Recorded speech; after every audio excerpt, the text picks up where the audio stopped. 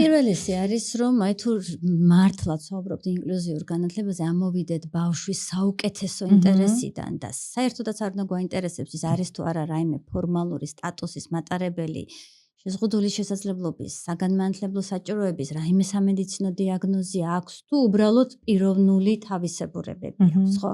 აქ შეიძლება ჩვენ საუბრობდეთ ბავშვებს, რომლებიც რაღაცნაირი სპეციფიური ტემპერამენტი აქვთ, გარკვეული სიმორცხვი აქვთ, ტრავმული გამოცდილება აქვთ, ცხოვრების რთულ ტრანზიციულ პერიოდს გადიან თავის ოჯახთან ერთად, მიგრანტები არიან სოციალურად, ანუ უამრავი მიზეზი არსებობს, რის გამოც ბავშვს შეიძლება დასჭირდეს სპეციფიური მხარდაჭერა განათლების მიღების პროცესში.